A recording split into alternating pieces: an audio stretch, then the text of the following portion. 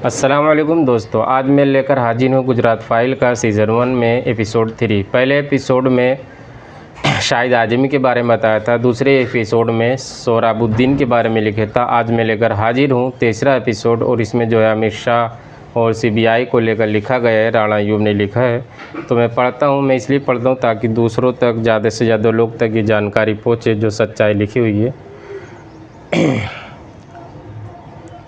दूसरे एपिसोड जो मैंने ख़त्म किए थे उसके आगे मैं अभी चालू करता हूँ पढ़ना। वक्त खुलासे ने राजनीतिक हलके में अफरा तफरी मचा दी थी। सीबीआई से तहलका के पास लगातार फ़ोन कॉल आने लगे, जिनमें दस्तावेज़ों को उसके सुपुर्द करने के लिए कहा जाने लगा।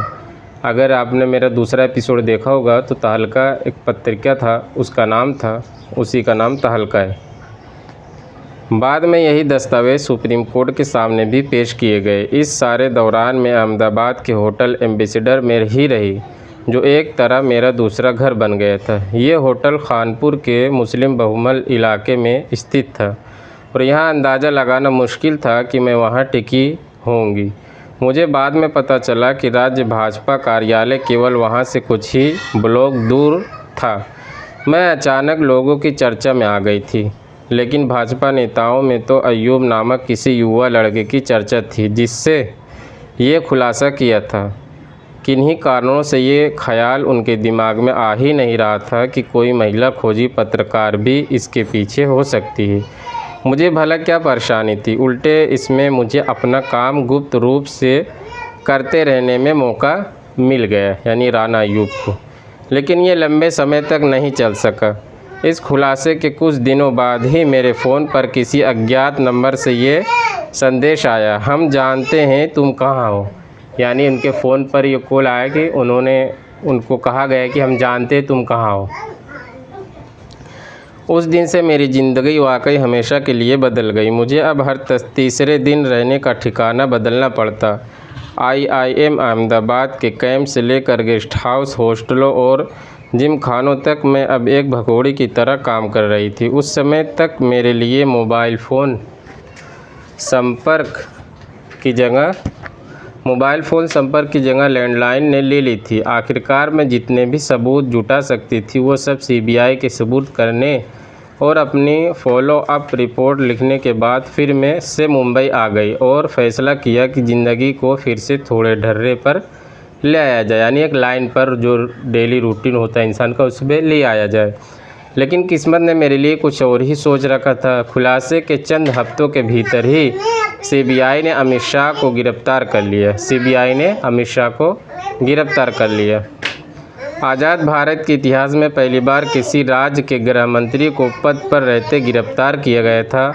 रातों रात मामला सनसनीखेज बन पड़ा। तमाम नेशनल मीडिया का गांधीनगर में सीबीआई मुख्यालय के बाहर जमावड़ा हो गया, जैसा कि होना था। गिरफ्तारी के बाद बदलते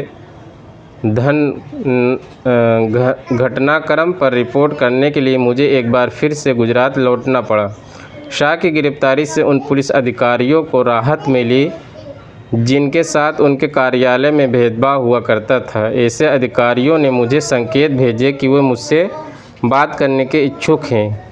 पहले पत्रकारों से दूरी रखने वाले बहुत से अधिकारियों ने बोलने की हिम्मत जुटाई। हालांकि अधिकांश बातचीत ऑफ द रिकॉर्ड रही, लेकिन एक बात तो साफ हो चुकी थी कि ये मुठभेड़ तो असलियत में एक बड़ी साजिश का मामूली सा हिस्सा थी।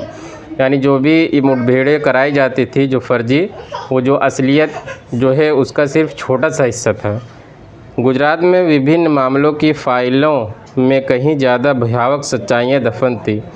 हम में से किसी को उनके असलियत का एहसास तक न था। इस बात के पुख्ता संकेत मिले कि पिछले एक दशक में न्यायिक प्रक्रिया की जमकर अवहेलना हुई थी।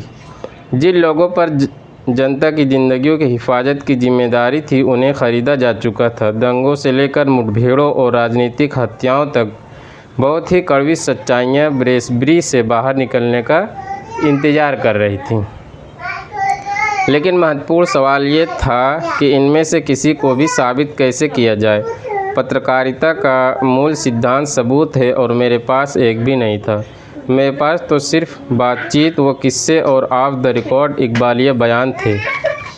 यानी जो भी बातचीत जो पुलिस अधिकारियों से जो सबूत दे सकते थे उनसे जो है ऑफ द रिकॉर्ड यानी रिकॉर्ड नहीं होते थे, उनसे उस तरीके से यानी सबूत नहीं था उनके पास।